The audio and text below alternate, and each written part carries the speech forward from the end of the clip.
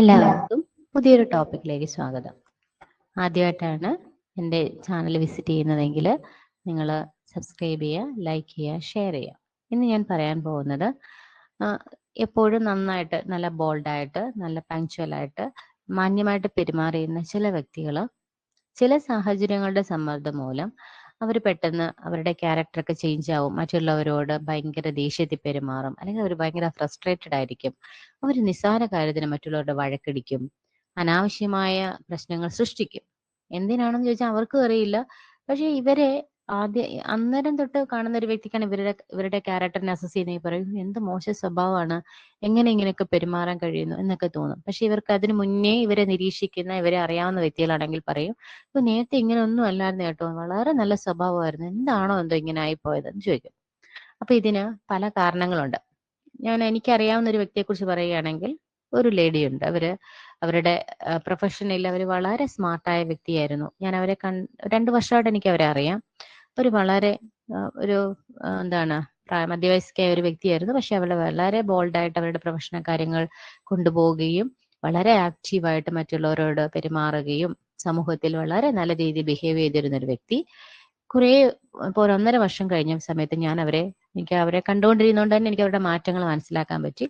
കുറെ നാൾ കഴിഞ്ഞപ്പോൾ അവര് അനാവശ്യമായ പ്രശ്നങ്ങൾ സൃഷ്ടിക്കുന്നു, പ്രശ്നങ്ങൾ ക്രിയേറ്റ് ചെയ്യുന്നു. അപ്പൊ അതെന്താണെന്ന് ചോദിച്ചപ്പോൾ ശരിക്കും പറഞ്ഞാൽ അവർക്ക് അതിനിടയ്ക്ക് ഒരു ഹാർട്ട് അറ്റാക്ക് വന്നു. അഞ്ചു എല്ലാം കഴിഞ്ഞു. അവരിപ്പം ട്രീറ്റ്മെന്റ് ഒക്കെ കഴിഞ്ഞു. പക്ഷേ അതിനുശേഷം ഞാൻ അവരോട് സംസാരിച്ചു. അവരിങ്ങനെ കുറേ പ്രശ്നങ്ങൾ ഉണ്ടാക്കുന്നു, ഒഫീഷ്യലി അല്ലെങ്കിൽ മറ്റു വ്യക്തികളുമായിട്ട് നിരന്തരം മറ്റുള്ളവരെ അവര് തന്നെ അങ്ങോട്ട് ഓരോ പ്രശ്നങ്ങൾ ക്രിയേറ്റ് ചെയ്യുന്നു. അപ്പൊ ഞാൻ ഒരു ദിവസം കണ്ടപ്പോ ചോദിച്ചു എന്ത് പറ്റിയേ, എന്താണ് ഇങ്ങനെ? പ്രശ്നത്തിനെ കുറിച്ചല്ല ഞാൻ ചോദിച്ചത്, കുറച്ചുകൂടെ ആക്റ്റീവ് ആയിരിക്കും, നല്ല ഹാപ്പി ആയിരിക്കും. അവരെ ഫസ്റ്റ് ടൈം ഞാൻ കാണുന്ന സമയത്ത് അവരെ വളരെ നല്ല ഭംഗിയോടെ ഡ്രസ്സ് ചെയ്ത വ്യക്തി, പിന്നെ ഡ്രസ്സിങ്ങിലൊന്നും ഒട്ടും കോൺഷ്യസ് അല്ല, ബ്യൂട്ടി കോൺഷ്യസ് അല്ല. അവരെന്തിനോ ഒരു ലക്ഷ്യമില്ലാതെ സഞ്ചരിക്കുന്ന പോലെ എനിക്ക് തോന്നി. ഞാൻ പറഞ്ഞു എന്താണ് ഇങ്ങനെ അലസമായി നടക്കുന്നത്, പഴയ പോലെ തന്നെ ആക്റ്റീവ് ആയിരിക്കും. അപ്പൊ എനിക്ക് അവരുടെ പെരുമാറ്റത്തിൽ നിന്ന് മനസ്സിലായത്, അവര് മറ്റുള്ളവരൊക്കെ സന്തോഷിക്കുന്നു, മറ്റുള്ളവർക്കൊന്നും അസുഖമൊന്നുമില്ല. ഈ ഒരു 50 ഇയേഴ്സ് ഏജ് കഴിഞ്ഞപ്പോൾ തന്നെ അവർക്ക് പെട്ടെന്ന് ഒരു അറ്റാക്ക് വന്നു. അപ്പൊ ഈ അറ്റാക്ക് ഒക്കെ വരുന്നവരുടെ പെട്ടെന്ന് വിചാരം ഞാൻ തീരാൻ പോവാണ്, എന്തോ പെട്ടെന്ന് മരിക്കാൻ പോകണം എന്നൊരു ധാരണയാണ്. അപ്പൊ അതുകൊണ്ട് തന്നെ ഇനി എന്നെ കൊണ്ടൊന്നിനും ഇല്ല, എനിക്ക് എന്റെ ജീവിതത്തിന്റെ നല്ല സമയം എല്ലാം കഴിഞ്ഞു, അപ്പൊ ഇനി മരണത്തെ അവർ തന്നെ ഫേസ് ചെയ്യാൻ പോവുകയാണെന്നുള്ളൊരു വിചാരത്തിൽ അവർക്ക് എല്ലാത്തിനോടും ദേഷ്യമാണ്. അവര് കാണുന്ന വ്യക്തികൾക്കൊന്നും പ്രത്യേകിച്ച് അസുഖമില്ല, ഒരു കുഴപ്പമില്ല, വളരെ സന്തോഷത്തോടെ ഹാപ്പി ആയിട്ട് നടക്കുന്നു. അവരുടെ ഏജിലുള്ളവരും അവരെക്കാൾ പ്രായം കൂടിയവരും ഒരുപാട് സന്തോഷിച്ച് നടക്കുന്നു. ഇവർക്ക് മാത്രം എന്നും അസുഖം, ഫുഡ് കഴിക്കുന്നത്, റെസ്ട്രിക്ഷൻസോ, ഇങ്ങനെ എല്ലാത്തിനും ഒരുപാട് കാരണങ്ങൾ ഇവർ തന്നെ സ്വയം വിചാരിച്ചു കൂട്ടുന്നു.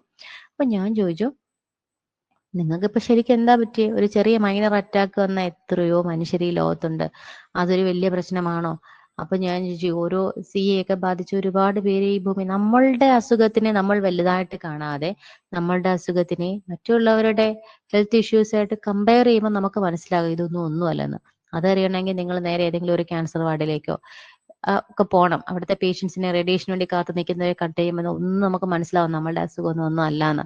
മരണം കണ്ടു കഴിയുന്ന, അത് 3rd സ്റ്റേജിലൊക്കെ എത്തിയ വ്യക്തികളെ കാണുമ്പോഴാണ് നമുക്കത് മനസ്സിലാവുള്ളൂ.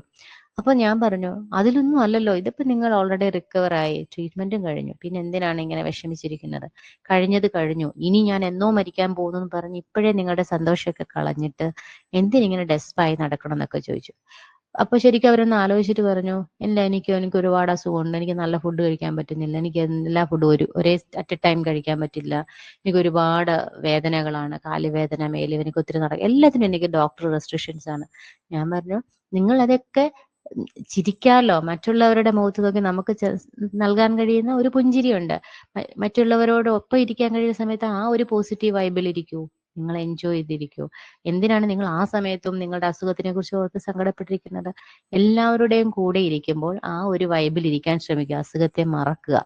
അല്ലാതെ ആ ഇരിക്കുന്ന വ്യക്തികളിൽ 5 പേരുടെ കൂടെ ഇരിക്കുമ്പം ഈ 4 പേര് സന്തോഷിക്കുവാണല്ലോ, എനിക്ക് മാത്രം അസുഖമുള്ളൂ എന്ന നെഗറ്റീവ് അടിക്കാതെ നിങ്ങളുടെ ആ ഒരു ഇരിക്കുമ്പം അവരുടെ കൂടെ സന്തോഷിച്ചിരിക്കാൻ, അവരുടെ തമാശകളിൽ പങ്കുചേരാൻ, അങ്ങനെയൊക്കെ എൻജോയ് ചെയ്യാൻ പറഞ്ഞു.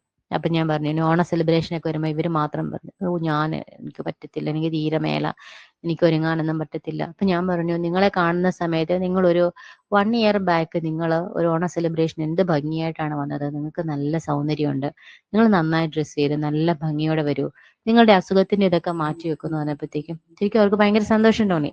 എന്നോട് പറഞ്ഞു, എനിക്ക് നാളെ ഞാൻ നന്നായിട്ട് വരും, നന്നായിട്ട് എനിക്ക് എൻജോയ് ചെയ്യണം എന്നൊക്കെ പറഞ്ഞു. അപ്പൊ ശരിക്കും എനിക്ക് ഇത് കേൾക്കുന്ന അസുഖമൊക്കെ ഉള്ള ഒരുപാട് പേരുണ്ടെങ്കിൽ എനിക്ക് പറയാനുള്ളത്, നിങ്ങൾ നിങ്ങളുടെ അസുഖത്തിനെ കുറിച്ച് അതിന്റെ പാട്ടിൽ വിടുക. അത് അതിന്റെ വഴിക്ക് പൊക്കോട്ടെ.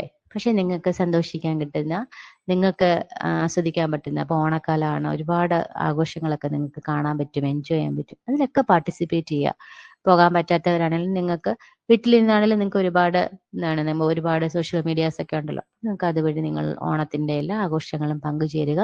മനസ്സിനെ ഒന്ന് റിഫ്രഷ് ചെയ്ത് വിടുക. അല്ലാതെ എനിക്ക് അസുഖമാണ്, എനിക്കൊന്നും കഴിക്കാൻ പറ്റില്ല, എനിക്ക് നന്നായിട്ട് ഒരുങ്ങാൻ പറ്റില്ല, ഇങ്ങനെയൊക്കെ പറഞ്ഞ് വിഷമിച്ചിരുന്നു കഴിഞ്ഞാൽ ഉള്ള അസുഖം കൂടത്തേ ഉള്ളൂ.